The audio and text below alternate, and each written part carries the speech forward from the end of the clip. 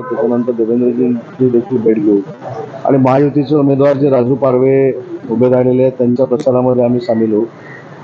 आमचे काही सहकारी भंडारा गोंदिया या मतदारसंघामध्ये जातील. ओव्हरऑल विदर्भातल्या प्रत्येक मतदारसंघामध्ये शिवसेनेचे पदाधिकारी गेले पाहिजेत, या ज्या काही मुख्यमंत्री महोदयांच्या सूचना होत्या, आदेश होत्या, त्या पद्धतीने आज आम्ही सगळे नागपूरला आलेलो आहोत. अजून तिला सुटलेला नाही, काय म्हणजे 2 दिवस शिल्लक राहिल्यापासून उमेदवारी अर्ज भावना गौड यांनी फडणवीस साहेबांची भेट घेतली. नाही, हा तिला देखील 1-2 दिवसामध्ये सुटेल. ज्या ठिकाणी उमेदवार जाहीर व्हायचे आहेत ऑल ओव्हर महाराष्ट्रामध्ये ते देखील जाहीर होतील.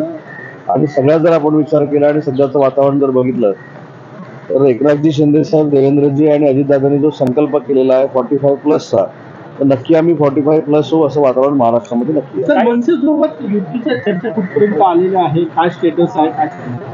या युतीच्या संदर्भामध्ये एकनाथ शिंदे साहेब, देवेंद्रजी आणि अजितदादा यांच्याबरोबर त्यांची चर्चा झालेली होती.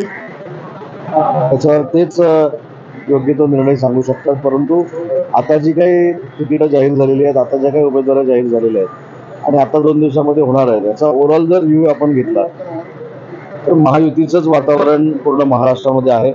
आणि 400 पार करत असताना 45+ हे महाराष्ट्रामधनं होईल अशी आमची सगळ्यांची अपेक्षा आहे.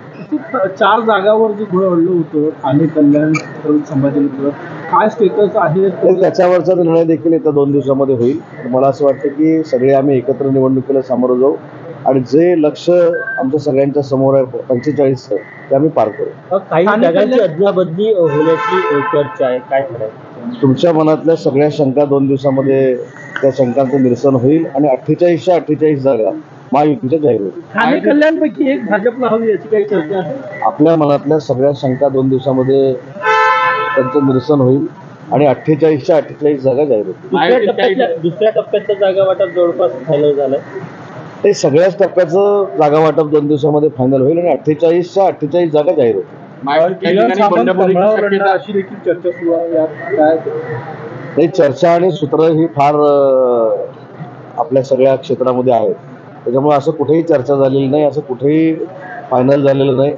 ही जागा शिवसेनेची होती.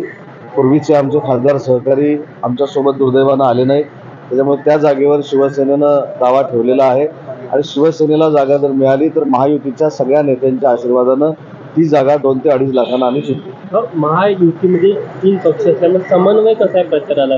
काय सगळा समन्वय अतिशय चांगल्या पद्धतीनं आहे. आज देखील जिथं कुठं पाठीपुढे असेल तो समन्वय करण्यासाठीच आम्ही आलेलो आहोत. परंतु आपल्याला 4 जूनला कळेल की समन्वय असल्यामुळं सगळ्याच महायुतीच्या घटक पक्षांनी अतिशय चांगला प्रचार केलाय आणि 45च्या पुढे जागा आम्ही जिंकलेलो आहोत. सिंधुदुर्गबाबत काय महायुतीचा उमेदवार असेल आणि जिंकेल. तुमचं असेल की कमळावरती? सांगितलं स्पष्टपणाने की त्या ठिकाणी शिवसेना मागच्या वेळी लढलेली होती. शिवसेनेचे खासदार त्या ठिकाणी आहेत, परंतु ते आमच्याबरोबर आलेले नाही, ते उभाटाबरोबर थांबलेले आहेत. त्याच्यामुळे आम्ही शिवसेनेनं दावा केलेला आहे आणि शिवसेनेला ती जागा मिळाली तर महायुतीच्या सगळ्या नेत्यांच्या आशीर्वादानं ती जागा 2.5 ते 3.5 लाखाने आम्ही जिंकू. काही ठिकाणी बंडखोरीची शक्यता, हिंगोलीमध्ये सुद्धा बंडखोरी होताना दिसून येत आहे. कशा पद्धतीने शक्यता जरी असली तरी बंडखोरी कुठेही होणार नाही याची दक्षता नेते मंडळी घेईल. बच्चू कडू यांना भरभरून निधी दिला तुम्ही आणि मुख्यमंत्री राज्यमंत्री पदाचा दर्जा दिला आणि आता ते बंडखोरी करतोय महायुतीच्या उमेदवारांना. मला असं वाटतं की ही इनिशियल स्टेज आहे जो तिकीट वाटपाची आणि तिकीट जाहीर झालेली. अजून भरपूर पुलाखालून पाणी जायचं आहे. अनेक संकेत तुमच्यापर्यंत अजून पोचायचे आहेत, अनेक संदेश पोचायचे आहेत, अनेक कार्यवाही पोचायच्या आहेत आणि त्या पक्षांतर्गत कारवाया ज्या आहेत जे तिकीट जाहीर होण्याच्या असतात त्या झाल्यानंतर 48 जागा जाहीर झाल्यानंतर ह्या सगळ्या बंडखोऱ्या संपतील याची थँक्यू.